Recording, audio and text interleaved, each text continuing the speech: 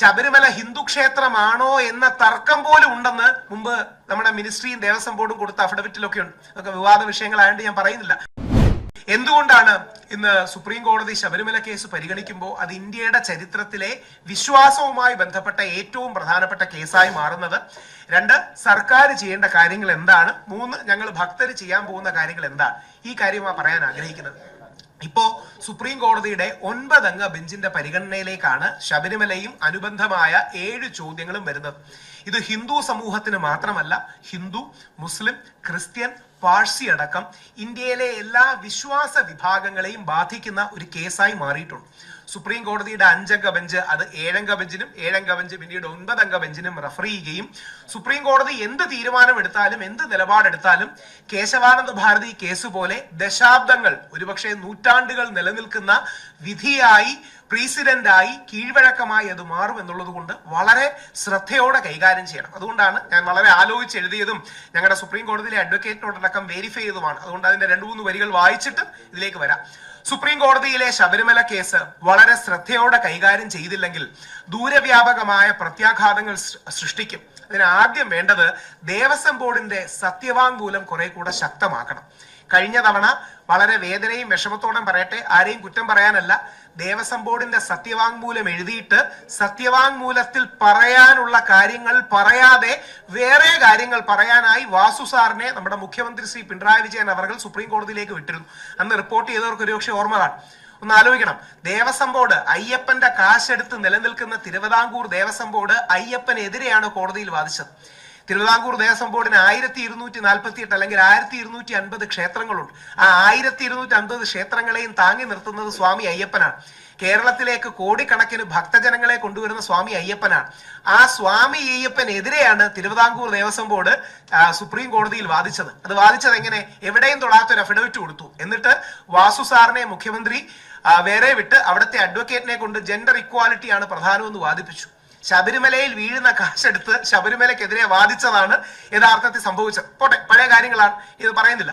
ഇന്ത്യയിലെ സുപ്രീം കോടതിയുടെ 9 അംഗ ബെഞ്ച് ശബരിമല വിശ്വാസ സംബന്ധമായ കേസ് ഇന്ത്യയുടെ നീതിന്യായ ചരിത്രത്തിലെ നാഴികക്കല്ലായി മാറുമെന്ന കാര്യത്തിൽ സംശയമില്ല. ഹിന്ദു, മുസ്ലിം, ക്രിസ്ത്യൻ, പാഴ്സി അടക്കമുള്ള വിശ്വാസങ്ങൾക്കും ഈ വിധി ബാധകമാകും. കുറെ കൂടെ മൗലികമായി പറഞ്ഞാൽ ആർട്ടിക്കിൾ 25, 26 എന്ന ഫണ്ടമെന്റൽ റൈറ്റ്, ഇന്ത്യൻ ഭരണഘടന ഉറപ്പു നൽകുന്ന മൗലിക അവകാശത്തിന്റെ നിലനിൽപ്പ് ഈ വിധിയെ ആശ്രയിച്ചായിരിക്കും. അതായത് ഞങ്ങൾ വാദിക്കുന്നത് എന്താ? ശബരിമലയിൽ അയ്യപ്പൻ ഒരു നൈഷ്ഠിക ബ്രഹ്മചാരിയാണ്. ഈ വിശ്വാസം കാത്തു സൂക്ഷിക്കാനുള്ള അവകാശം ഞങ്ങൾക്കുണ്ട്. അത് നൽകുന്നത് ആർട്ടിക്കിൾ 25ആണ്. ഇതാണ് നമ്മൾ വാദിക്കുന്ന കാര്യം. ആ ആർട്ടിക്കിൾ 25ന്റെ നിലനിൽപ്പ് തന്നെ, ആർട്ടിക്കിൾ 25 എന്ന ഫണ്ടമെന്റൽ റൈറ്റ് ടു ഫെയ്ത്ത് അല്ലെങ്കിൽ ഈശ്വര വിശ്വാസം, മതവിശ്വാസം, ആത്മീയ വിശ്വാസം, എന്ത് പേര് വിളിച്ചാലും ആ ഫണ്ടമെന്റൽ റൈറ്റിന്റെ നിലനിൽപ്പ് തന്നെ ഈ കേസിനെ ബാധകമാക്കി അല്ലെങ്കിൽ കേസിനെ അടിസ്ഥാനമായിരിക്കും നിൽക്കുന്നത്.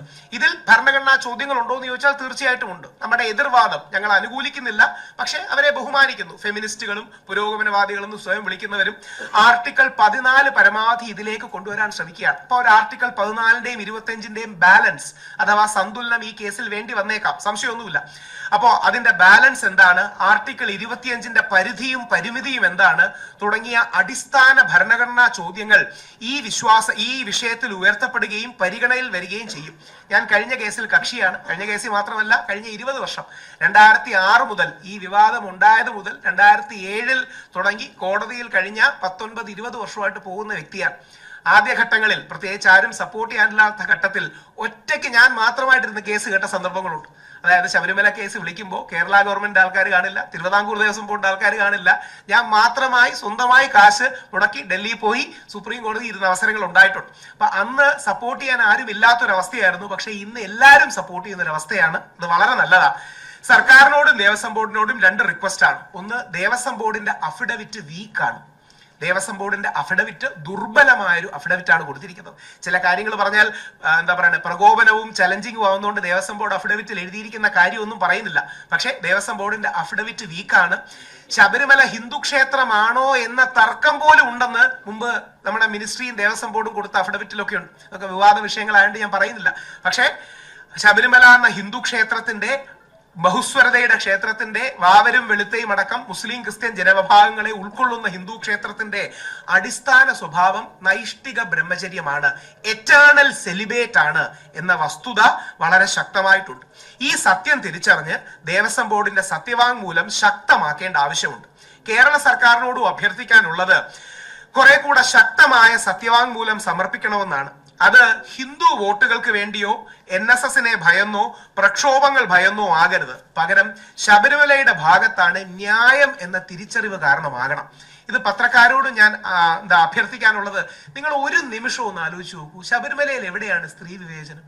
ഓരോ വർഷവും 10,000-കണക്കിന് സ്ത്രീകളാണ്, ലക്ഷക്കണക്കിന് സ്ത്രീകളാണ് ശബരിമലയിൽ വരുന്നത്. ശബരിമലയിൽ എന്ത് സ്ത്രീ വിവേചനം ഉള്ളത്? ശബരിമലയിൽ ഉള്ളത് ഒരു പ്രായ നിയന്ത്രണമാണ്. അതിനോട് നിങ്ങൾക്ക് യോജിക്കാം, വിയോജിക്കാം. ഇപ്പൊ നിങ്ങൾ പുരോഗമനവാദിയാണ്, നിങ്ങൾ ലെഫ്റ്റിസ്റ്റ് ആണ്, അല്ലെങ്കിൽ ഫെമിനിസ്റ്റ് ആണെങ്കിൽ നിങ്ങൾക്ക് വിയോജിക്കാം, നമുക്ക് യാതൊരു എതിർപ്പുമില്ല അതിൽ. പക്ഷെ ശബരിമലയിൽ എവിടെയാണ് സ്ത്രീ വിവേചനം? അതുകൊണ്ടാണ് ശബരിമലയിൽ നിന്ന് എടുത്ത ഫോട്ടോ തന്നെ 2ാമത്തെ പേജിൽ കൊടുത്തിരിക്കുന്നത്. ഈ പ്രക്ഷോഭത്തിൽ ആദ്യം അറസ്റ്റിലാകുന്നത് എന്റെ മുത്തശ്ശി ദേവകി അന്തർജനമാണ്. ശബരിമലയിൽ നിന്നാണ് അറസ്റ്റ് ചെയ്യുന്നത്. 2ാമത് അറസ്റ്റിലാകുന്നത് എന്റെ അമ്മ മല്ലികാ നമ്പൂതിരിയാണ്. 3ാമത് പ്രയാർ ഗോപാലകൃഷ്ണൻ സാറും 4ാമത് ഞാനുമാണ്. മുത്തശ്ശി ജീവിച്ചിരിപ്പില്ല, പ്രയാർ ഗോപാലകൃഷ്ണൻ സാർ ജീവിച്ചിരിപ്പില്ല. ഞങ്ങളെല്ലാം ഞാൻ 3 തവണ ജയിലിൽ കിടന്നു, 10-20 ദിവസം ജയിലിൽ കിടന്നതാണ്. ഞങ്ങൾ ജയിലിലും പട്ടിണി കിടന്നതാണ്, നിരാഹാരം കിടന്നതാണ്.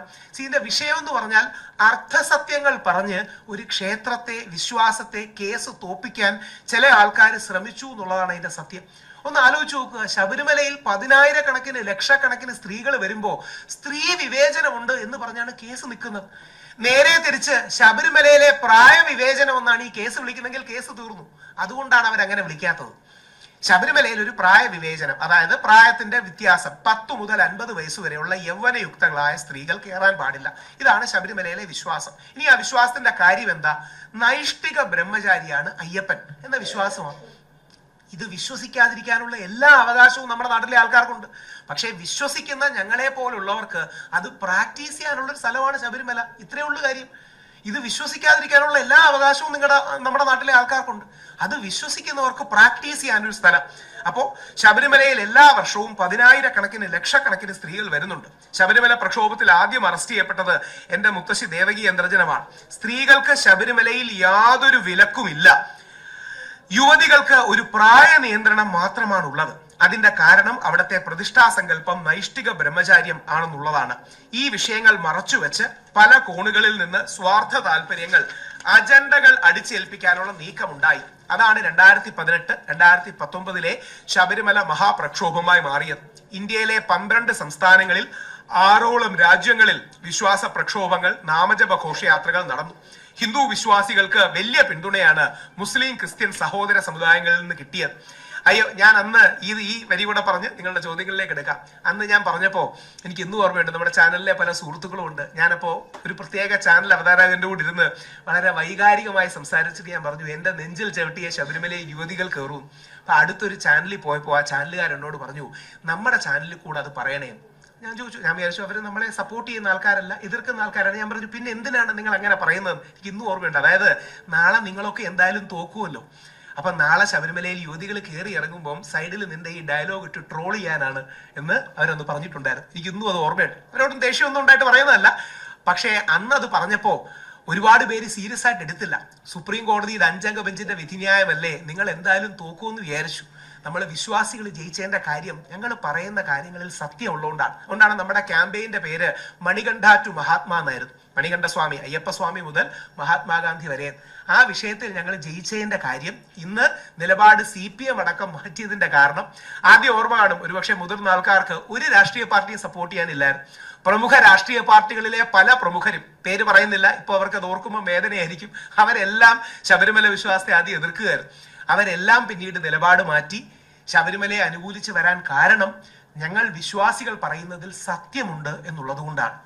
ആ സത്യത്തെ ഉയർത്തിപ്പിടിച്ചുകൊണ്ട് അന്നും ഇന്നും എന്നത്തെയും നിലപാട് അയ്യപ്പ വിശ്വാസികളായ ഞങ്ങളുടെ നെഞ്ചിൽ ചവിട്ടി മാത്രമേ ശബരിമലയിൽ യുവതികൾ കയറൂ എന്നുള്ളതാണ്. അത് ഇന്നലത്തെയും ഇന്നത്തെയും നാളത്തെയും നിലപാടാണ്. ഇല്ലെങ്കിൽ രാത്രി ഇരുട്ടിന്റെ മറവിൽ ട്രാൻസ്ജെൻഡേഴ്സ് ആണെന്ന് പറഞ്ഞ് ഒളിച്ചു കടത്തുകയാണെങ്കിൽ ശരിയാണ്. അങ്ങനെ പറ്റിക്കാനും പുറകിൽ നിന്ന് കുത്താനും ആണെങ്കിൽ സംശയമൊന്നുമില്ല, അത് തീർച്ചയായിട്ടും ഗവൺമെന്റ് ചെയ്യാൻ കഴിയും. ഞങ്ങളടക്കം ശബരിമലയ്ക്ക് 62 ദിവസം കാവലിൽ നിന്നതാണ്. ഞങ്ങളുടെ അടക്കം ആൾക്കാർ നിന്നപ്പോൾ രാത്രി പോലീസുകാർ 2 പേരെ കനകാദുർഗയും ബിന്ദു അമ്മിണിയും കൊണ്ടുപോകുന്നു. അപ്പൊ അവിടുത്തെ ആൾക്കാർ ചോദിച്ചപ്പോൾ ദൂരെ നിന്ന് സ്ത്രീകളാണെന്ന് തോന്നി. അപ്പം സാറേ സ്ത്രീകളല്ലേ എന്ന് ചോദിച്ചു. അല്ലല്ല, ഇവര് ട്രാൻസ്ജെൻഡേഴ്സ് ആണ്, ട്രാൻസ്ജെൻഡേഴ്സിന്റെ കാര്യത്തിൽ കോടതികളൊന്നും പറഞ്ഞിട്ടില്ലെന്ന് പറഞ്ഞാണ് രാത്രിയിൽ അകത്ത് കയറ്റിയത്. അങ്ങനെ വരെ ചെയ്ത ആൾക്കാരുണ്ട്. അവരോട് ദേഷ്യമൊന്നുമില്ല. ഇപ്പോഴത്തെ DAG ആയ ഹരിശങ്കർ സാറാണ് ചെയ്തതെന്നാണ് പറയപ്പെടുന്നത്. നമ്മുടെ ശങ്കർദാസ് സാറിന്റെ മകനാണ് ചെയ്തതെന്നാണ് പറയപ്പെടുന്നത്. അദ്ദേഹത്തോടും ദേഷ്യമൊന്നുമില്ല. ശങ്കർദാസ് സാറിനെ അറസ്റ്റ് ചെയ്തതെന്നാണ് ഞാൻ റെക്കോർഡിൽ എല്ലാവരുടെയും അഭിപ്രായം. ഇത്രയും പ്രായമായ മനുഷ്യനാണ്. നമ്മൾ ആരോടും പ്രതികാരം വെച്ച് ചെയ്യുന്നതല്ല. പക്ഷേ വിശ്വാസികളെ മനഃപൂർവ്വം ദ്രോഹിക്കാനുള്ള നിലപാടുകൾ അന്ന് എടുത്തിരുന്നു എന്നുള്ളത് സത്യമാണ്. CPM-ന് അതിന് രാഷ്ട്രീയപരമായി തിരിച്ചടി കിട്ടിയോണ്ടായിരിക്കണം CPM മാറിയത്. ഇന്ന് മാറ്റമില്ലാത്തത് മാറ്റത്തിന് മാത്രമാണെന്നൊക്കെ പറയുന്നത് സ്വാഗതാർഹമാണ്. പറഞ്ഞ് അവസാനിപ്പിക്കുമ്പോൾ ഏത് നിലപാടിലേക്ക് വരണമെന്നും കൂടെ പറഞ്ഞ് അവസാനിപ്പിക്കാം. ശ്രീ കടകംപള്ളി സുരേന്ദ്രൻ എടുത്ത നിലപാടിലേക്ക് എത്തിയാൽ മതി. ശ്രീ കടകംപള്ളി CPM-ന്റെ മുതിർന്ന നേതാവാണ്. കടകംപള്ളി സുരേന്ദ്രൻ ഈ വിഷയം നടക്കുമ്പോൾ ദേവസ്വം മന്ത്രിയാണ്. ശ്രീ കടകംപള്ളി സുരേന്ദ്രൻ നല്ല സഖാവും നല്ല കമ്മ്യൂണിസ്റ്റുകാരനുമാണ്. ശ്രീ കടകംപള്ളി സുരേന്ദ്രൻ പറയുന്നത് ശബരിമലയിലെ സുപ്രീം കോടതി വിധിന്യായം തെറ്റാണ് എന്നാണ്. ഇത് കഴിഞ്ഞ അധ്യായമല്ല, അടഞ്ഞ അധ്യായമാണെന്നാണ്. ഇത് രാഹുൽ ഈശ്വർ എന്ന വിശ്വാസി പറയുന്ന കാര്യമല്ല. CPM-ന്റെ മുതിർന്ന നേതാവായ ശ്രീ കടകംപള്ളിയും ഇന്നലെ BJP-യുടെ ശ്രീപത്മനാഭൻജിയും ഒരു ചാനലിലിരുന്ന് പറയുന്നുണ്ടായിരുന്നു. എന്ത് ചെയ്യാൻ പറ്റും? സുപ്രീം കോടതിയുടെ വിധിന്യായം തെറ്റായിരുന്നു. സുപ്രീം കോടതി ജഡ്ജിമാരെ വിമർശിക്കണമെന്നൊന്നും ആരും പറയുന്നില്ല. പക്ഷെ സുപ്രീം കോടതിയുടെ വിധിന്യായം തെറ്റാണെന്ന് പറയാനുള്ള സ്വാതന്ത്ര്യം നമ്മുടെ ഇന്ത്യൻ ഭരണഘടന നമുക്ക് നൽകുന്നുണ്ട്. അതായത് ഒരു കോടതിയുടെ വിധിന്യായം തെറ്റാണെന്ന് പറയാനും ഈ വിധിന്യായത്തിന് അപ്പീൽ ചെയ്യാനുമുള്ള അവകാശം ഇന്ത്യൻ നീതിന്യായ വ്യവസ്ഥയും കോടതികളും സുപ്രീം കോടതിയും ഭരണഘടനയും നമുക്ക് നൽകുന്നുണ്ട്. ഇനിയെങ്കിലും CPM സർക്കാർ, പ്രത്യേകിച്ച് മന്ത്രി രാജീവ് അദ്ദേഹം അടക്കമുള്ളവർ, നമ്മുടെ മുഖ്യമന്ത്രി ശബരിമലയിലെ വിധിന്യായം സുപ്രീം കോടതിയുടെ വിധി തെറ്റായിരുന്നു എന്ന് ശ്രീ കടകംപള്ളിയും ബാക്കിയുള്ള ആൾക്കാരും പറയുന്ന നിലപാടിലേക്ക് എത്തണം. അനുബന്ധമായി സത്യവാങ്മൂലം മാറ്റിക്കൊടുക്കണം. വിശ്വാസികളുടെ സെന്റിമെന്റ്സിനെ ഹേർട്ട് ചെയ്യാതിരിക്കാൻ വേണ്ടി മാത്രമല്ല നിങ്ങൾ ഞങ്ങളെ സപ്പോർട്ട് ചെയ്യേണ്ടത്. ഞങ്ങൾ പറയുന്നതാണ് ന്യായം എന്നുള്ളത് കൊണ്ടാണ്, നമ്മൾ പറയുന്നതാണ് നീതി എന്നുള്ളത് കൊണ്ടാണ്, നമ്മുടെ ഭാഗത്താണ് ശരി എന്നുള്ളത് കൊണ്ടാണ്. അതുകൊണ്ടാണ് ശബരിമലയിൽ സ്ത്രീ വിവേചനമില്ല, യുവതി പ്രവേശനം അല്ലെങ്കിൽ പ്രായ നിയന്ത്രണമാണുള്ളത്. ഒരു വാക്കും കൂടെ പറഞ്ഞത് നിങ്ങൾ റിപ്പോർട്ട് ചെയ്യേണ്ട, നിങ്ങളുടെ അറിവിന് വേണ്ടി പറഞ്ഞാൽ ഇത്രയൊക്കെ ഇപ്പൊ ശബരിമലയിൽ നമ്മുടെ ഭാഗത്താണ് നീതിയും ന്യായവും എങ്കിൽ എങ്ങനെയാണ് സുപ്രീം കോടതി കേസ് കിടന്നതെന്നൊരു ചോദ്യം വരില്ലേ? നമ്മുടെ ഭാഗത്താണ് ഇത്രയും നീതി ന്യായവും എങ്കിൽ, ശബരിമലയിൽ സ്ത്രീകൾക്ക് പ്രവേശനത്തിന് വിലക്കൊന്നുമില്ലെങ്കിൽ, ശബരിമലയിൽ യുവതികൾക്ക് പ്രായ നിയന്ത്രണം മാത്രമേ ഉള്ളെങ്കിൽ, ഇത്രയും വർഷം കേസ് നടന്ന് സുപ്രീം കോടതിയുടെ 5 അംഗ ബെഞ്ചിന്റെ വിധി എങ്ങനെ വന്നു എന്നൊരു സ്വാഭാവിക ചോദ്യം ആൾക്കാർക്ക് തോന്നില്ലേ? ആ ചോദ്യത്തിന്റെ ഉത്തരം ഇങ്ങനെ മൂക്കി പിടിക്കുന്നതിന് പകരം ദീപക് മിശ്രാജി ഇങ്ങനെ മൂക്കി പിടിക്കാൻ നോക്കിയതാണ്.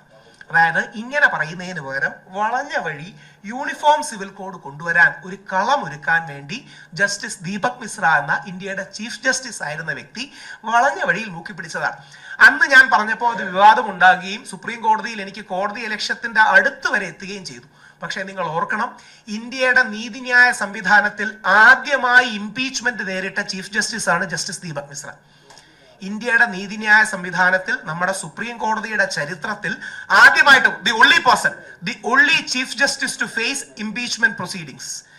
അപ്പോ എത്രമാത്രം ഗൗരവമാണെന്ന് ആലോചിച്ച് നോക്കണം. ഇന്ത്യയുടെ സുപ്രീം കോടതിയിലെ ചീഫ് ജസ്റ്റിസിനെ ഇംപീച്ച് ചെയ്യാൻ 71 MPമാർ കൊടുക്കുകയും അവസാനം ഉപരാഷ്ട്രപതി ഇടപെട്ട് അദ്ദേഹത്തെ രക്ഷിച്ചെടുത്തു എന്നുള്ളത് മറ്റൊരു വിഷയം. അപ്പോ ആ വ്യക്തി ചില താല്പര്യങ്ങൾക്ക് വേണ്ടിയിട്ടോ അല്ലെങ്കിൽ മറ്റ് ചില ഉദ്ദേശങ്ങൾ വെച്ചോ യൂണിഫോം സിവിൽ കോഡ് നടപ്പാക്കാനോ വളഞ്ഞ വഴി ചെയ്തതാണ്. രാഹുൽ ഈശ്വറിനെ വിശ്വസിക്കേണ്ട. ജസ്റ്റിസ് കുര്യൻ ജോസഫ് ഇത് ഒരു പ്രമുഖ ചാനലിൽ ഇത്രയും പച്ചക്കല്ല പക്ഷേ വളരെ ഭംഗിയായിട്ട് പറയുന്നുണ്ട്. ജസ്റ്റിസ് കുര്യൻ ജോസഫ് എന്ന മലയാളിയായ സുപ്രീം കോടതി ജഡ്ജി ഈ ബെഞ്ചിലുണ്ടായിരുന്നു. അദ്ദേഹത്തെ കേസിന്റെ പകുതിയിൽ മാറ്റിയതാണ്. ഇതിൽ നടന്ന സത്യങ്ങളാണ് ഞാൻ പറയണേ, ആൾക്കാരെ കോട്ട് ചെയ്താണ് പറയുന്നത്. ജസ്റ്റിസ് കുര്യൻ ജോസഫ് എന്ന കേരളത്തിന്റെ അഭിമാനമായ സുപ്രീം കോടതിയിൽ ഏറ്റവും കൂടുതൽ വിധിന്യായം എഴുതുന്ന ജഡ്ജി ശബരിമലയ്ക്ക് അനുകൂലമായിരുന്നു എന്നുള്ളത് കൊണ്ട് ഒരു ദിവസം ഹിയറിംഗ് കഴിഞ്ഞ് അടുത്ത ദിവസം വന്നപ്പം പുള്ളി ബെഞ്ചിലില്ല. നിങ്ങൾ ആലോചിച്ച് നോക്കണം. അതായത് ഒരു കോടതി കേസ് കിട്ടുകൊണ്ടിരിക്കുകയാണ്, അടുത്ത ദിവസം ഒന്നും പുള്ളി ബെഞ്ചിലില്ല. ഇത് അദ്ദേഹം നമ്മുടെ ജോണി ലൂക്കാസ് സാറിനോടുള്ള ഇന്റർവ്യൂവിൽ അദ്ദേഹം പറയുന്നുണ്ട്, ഇതിന് കാലവും ഭാവിയും കണക്ക് പറയുന്നത് അല്ലെങ്കിൽ കാലവും ഭാവിയും ചോദിക്കുമെന്ന്. ആ ചോദിച്ചതാണ് നമ്മൾ തെരുവുകളിൽ നാമജപ പ്രക്ഷോഭവുമായിട്ട് കണ്ടത്. അപ്പോ ചില അജണ്ടകൾ നടപ്പാക്കാനായി, പ്രത്യേകിച്ച് യൂണിഫോം സിവിൽ കോഡ് പോലുള്ള അജണ്ടകൾ നടപ്പാക്കാനായി വളഞ്ഞ വഴിയിലൂടെ ഹിന്ദു സ്ത്രീകൾക്ക് വേണ്ടി എന്തോ വലിയ ത്യാഗം ചെയ്തു, ഇനി മുസ്ലിം സ്ത്രീകളെ രക്ഷിക്കാൻ, ക്രിസ്ത്യൻ സ്ത്രീകളെ രക്ഷിക്കാനായിട്ട് യൂണിഫോം സിവിൽ കോഡ് കൊണ്ടുവരാം എന്ന ചില ആൾക്കാരുടെ അല്ലെങ്കിൽ പ്രത്യേകിച്ച് ദീപക് മിശ്രാജി അടക്കമുള്ളവരുടെ അജണ്ടകൾ പുഷ് ചെയ്യാനാണ് നോക്കിയത്. നിങ്ങൾ കൊടുക്കണമെങ്കിൽ കൊടുത്താൽ മതി, ഇല്ലെങ്കിൽ എഴുതണ്ട. പക്ഷേ പ്രധാനമായിട്ട് കൊടുക്കേണ്ട വിഷയം ശബരിമല വിധിന്യായത്തിൽ ദേവസ്വം ബോർഡ് അഫിഡവിറ്റ് ശക്തമാക്കണം, സർക്കാർ വിശ്വാസികൾക്ക് അനുകൂലമായ നിലപാടെടുക്കണം. എടുത്തില്ലെങ്കിൽ നമ്മൾ ജയിക്കും, അത് വേറെ, പക്ഷേ എടുക്കണമെന്നുള്ളതാണ് അഭ്യർത്ഥന. കാരണം ദൂരവ്യാപകമായി ആർട്ടിക്കിൾ 25 എന്ന ഫണ്ടമെന്റൽ റൈറ്റിന്റെ നിലനിൽപ്പ്, നാളെ ഓരോ അമ്പലങ്ങളുടെയും നിലനിൽപ്പ് ഈ കേസ്, അല്ലെങ്കിൽ അമ്പലം മാത്രമല്ല, അമ്പലം, പള്ളി, വിഹാരം, ഗുരുദ്വാര, മോസ്ക് അടക്കമുള്ള കാര്യങ്ങൾ ഇതുമായി ബന്ധപ്പെട്ട് നിൽക്കും. ഒരു കോൺസെപ്റ്റ് കൂടെ പറഞ്ഞ് അവസാനിപ്പിക്കാം. ദൈവത്തെ ഓർത്ത് നിങ്ങൾ അറിഞ്ഞിരിക്കേണ്ടത്, അമ്പലം ഒരു പബ്ലിക് പ്ലേസ് അല്ല, പള്ളി ഒരു പബ്ലിക് പ്ലേസ് അല്ല. മുസ്ലിം പള്ളിയും ക്രിസ്ത്യൻ പള്ളിയും ബുദ്ധിസ്റ്റ് വിഹാരവും ജൂതന്മാരുടെ സിനഗോഗും സിഖുകാരുടെ ഗുരുദ്വാരയും പബ്ലിക് പ്ലേസ് അല്ല, അത് വിശ്വാസികളുടെ സ്ഥലമാണ്. അതായത് പബ്ലിക് പ്ലേസ് എന്ന് പറഞ്ഞാൽ ഒരു പബ്ലിക് പാർക്ക് പോലെയോ അല്ലെങ്കിൽ ടൂറിസ്റ്റ് സ്പോട്ട് പോലെയോ എവിടെയും എല്ലാവർക്കും നിയമങ്ങളോ ആചാരങ്ങളോ അനുഷ്ഠാനങ്ങളോ ഇല്ലാതെ ചെന്ന് കയറാൻ കഴിയുന്ന ഒരു സ്ഥലമല്ല. അമ്പലമല്ല, പള്ളിയല്ല, വിഹാരമല്ല. അതൊരു നമ്മുടെ അല്ലെങ്കിൽ ഹിന്ദു വിശ്വാസത്തിന്റെ ഭാഷയിൽ പറഞ്ഞാൽ it is the home of the deity. ദേവതയുടെ വീടാണ്, അയ്യപ്പന്റെ വീടാണ്, അല്ലെങ്കിൽ വിശ്വാസികളുടെ പ്രൈവറ്റ് സ്ഥലമാണ്, വിശ്വാസികളുടെ സ്വകാര്യ സ്ഥലമാണ്, വിശ്വസിക്കുന്നവരുടെ സ്വകാര്യ സ്ഥലമാണ്. അതിലേക്ക് നുഴഞ്ഞു കയറാനാണ് പല ആൾക്കാരും ശ്രമിച്ചത്. ആ സങ്കല്പങ്ങളെ ദുർബലപ്പെടുത്താനാണ് ശ്രമിച്ചത്. അപ്പം ചിലർക്കെങ്കിലും നിങ്ങളുടെ മനസ്സിലൊരു ചോദ്യം ഉണ്ടാവും, ഈ പണ്ട് ജാതീയത ഉണ്ടായിരുന്നില്ലേ, പണ്ട് ഉച്ചനീചത്വങ്ങൾ ഉണ്ടായിരുന്നില്ലേ? വളരെ ശരിയാണ്, ഉണ്ടായിരുന്നു. പക്ഷെ ശബരിമലയിൽ ഇല്ലായിരുന്നു എന്ന് 1991 കേസിൽ ഹൈക്കോടതി രേഖപ്പെടുത്തിയിട്ടുണ്ട്. ഓർക്കുക, കേരള ഹൈക്കോടതി 1991 എസ് മഹേന്ദ്രൻ വേഴ്സസ് ട്രാവൻകൂർ ദേവസ്വം ബോർഡിൽ കേരള ഹൈക്കോടതി എടുത്തെഴുതുന്നുണ്ട്, ചരിത്രത്തിൽ ഒരു കാലത്തും ശബരിമലയിൽ ജാതീയമായ ഉച്ചനീചത്വങ്ങൾ ഇല്ലായിരുന്നു, വർഗീയത ഇല്ലായിരുന്നു, എല്ലാ വിഭാഗങ്ങളെയും ചേർത്ത് നിർത്തിയിരുന്നതാണ്. വാവരും വെളുത്തയും ഉണ്ട്, എല്ലാ ജാതി വിഭാഗങ്ങളും ഉണ്ട്. ഇത് ഹൈക്കോടതിയുടെ ഫൈൻഡിംഗ് ആയി ഹൈക്കോടതി വിധിന്യായത്തിൽ എഴുതി വെച്ചിരിക്കുന്നതാണ്. അപ്പോ ശബരിമലയെ ബാക്കിയുള്ള വിഷയങ്ങളുമായി ബന്ധപ്പെടുത്തി ഈ കേസിനെ ദുർബലപ്പെടുത്താൻ പലരും ശ്രമിക്കുന്നുണ്ട്. അത് ചെയ്യരുത് എന്നൊരു വിശ്വാസിയുടെ പ്രാർത്ഥനയായി, അപേക്ഷയായി നിങ്ങളുടെ മുമ്പിൽ വെക്കുന്നു. സുപ്രീം കോടതിയിൽ ഈ കേസിൽ കക്ഷിയാണ്, അതുകൊണ്ട് തന്നെ നമ്മൾ ഈ കാര്യങ്ങൾ എഴുതി കൊടുക്കും. സർക്കാരിന്റെ ദേവസ്വം ബോർഡിന്റെ അഫിഡവിറ്റ് ശക്തമാകണം, വിശ്വാസികളെ ശക്തമായി പിന്തുണയ്ക്കണമെന്ന് വളരെ താഴ്മയായി അഭ്യർത്ഥിക്കുകയും ചെയ്യും. ഈ ചോദ്യം നിങ്ങൾ ദേവസ്വം ബോർഡിനോടും ജയകുമാർ സാറിനോടും ദേവസ്വം മന്ത്രിയോടും കൂടി ചോദിക്കണം. ദേവസ്വം ബോർഡിന്റെ സ്റ്റാൻഡ് എന്താണ്? അതിനൊരു ബേസിക് എത്തിക്സ് മാത്രമേ നമ്മൾ റിക്വസ്റ്റ് ചെയ്യുന്നുള്ളൂ. നാളെ പ്രസ് ക്ലബിന് കോടതിയിൽ ഒരു കേസ് വന്നാൽ പ്രസ് ക്ലബിന്റെ കാശെടുത്ത് പ്രസ് ക്ലബിനെതിരെ വാദിക്കാൻ നിങ്ങൾ സമ്മതിക്കൂ? ഈ പ്രസ് ക്ലബിന് കോടതിയിൽ ഒരു കേസ് വന്നു, ആ കേസിൽ പ്രസ് ക്ലബിന്റെ അക്കൗണ്ടിൽ നിന്ന് കാശെടുത്ത് നിങ്ങളുടെ അഡ്വക്കേറ്റ് പ്രസ് ക്ലബിനെതിരെ വാദിക്കാൻ സമ്മതിക്കൂ? അതാണ് ശബരിമല നടന്നത്. അയ്യപ്പന്റെ കാശെടുത്ത് ദേവസ്വം ബോർഡ് അയ്യപ്പനെതിരെ വാദിച്ചു. അവിടെയാണ് അതിന്റെ സീരിയസ്നെസ് ഉണ്ടാകുന്നത്. തോൽപ്പിക്കാൻ എന്തൊക്കെ ശ്രമിച്ചു. NSS അടക്കമുള്ള മഹാപ്രസ്ഥാനങ്ങൾ വളരെ ശക്തമായി മുമ്പോട്ട് വരികയും SNDP അടക്കമുള്ളവർ പിന്തുണയ്ക്കുകയും ഹിന്ദു സമുദായം, RSS സംഘടനകൾ അടക്കമുള്ളവർ ശക്തമായി നിന്നുകൊണ്ട് അയ്യപ്പ സേവാ സംഘം, അയ്യപ്പ ധർമ്മസേന അടക്കം ശക്തമായി നിന്നുകൊണ്ടാണ് ആ വിഷയത്തിൽ വിജയിക്കാൻ കഴിഞ്ഞത്. പിന്നെ എല്ലാ ഭക്തജന സംഘടനകളും. അപ്പോ ഈ വിഷയത്തിൽ ശരിയാണെങ്കിലും തെറ്റാണെങ്കിലും സുപ്രീം കോടതി എടുക്കുന്ന വിധിന്യായം is going to stay forever. കാര്യം ഇനി ഒരു 9 അംഗ ബെഞ്ച് ഒന്നും കോൺസ്റ്റിറ്റ്യൂട്ട് ആവില്ല. 9 അംഗ ബെഞ്ച് വളരെ റെയർ ആയിട്ടേ കോൺസ്റ്റിറ്റ്യൂട്ട് ആവും. അപ്പൊ എന്തെങ്കിലും ചോദ്യങ്ങൾ ഉണ്ടെങ്കിൽ ചോദിക്കാം, അല്ലെങ്കിൽ അവസാനിപ്പിക്കും. Any questions? ഇല്ല എന്നുള്ള അസംഷനിൽ ഇതും കൂടെ പറഞ്ഞ് അവസാനിപ്പിക്കുകയാണ്. ഇത് ദേവസ്വം ബോർഡിനോട്, ദേവസ്വം മന്ത്രിയോട്, മുഖ്യമന്ത്രിയോട് കൂടി നിങ്ങൾ ചോദിക്കണം. അവർ കൊടുക്കാൻ പോകുന്ന നിലപാട് എന്താണ്? ഒളിച്ച് കളിക്കരുത്, അഴകുഴമ്പൻ നിലപാടെടുക്കരുത്. ശബരിമല യുവതി പ്രവേശത്തിന് അനുകൂലമാണെങ്കിൽ അങ്ങനെ, അനുകൂലമല്ലെങ്കിൽ അങ്ങനെ, ഉണ്ട് അല്ലെങ്കിൽ ഇല്ല എന്നൊരു നിലപാട് പറയണം. ഉണ്ടില്ല എന്നൊരു നിലപാട് നമുക്ക് പറയുന്ന രീതി CPM-ഉം ഗവൺമെന്റും അവസാനിപ്പിക്കണം. ദേവസ്വം ബോർഡിന്റെ നിലപാട് ശക്തമാകണമെന്ന് താഴ്മയായി അഭ്യർത്ഥിക്കുന്നു. സ്വാമിയേ ശരണമയ്യപ്പ.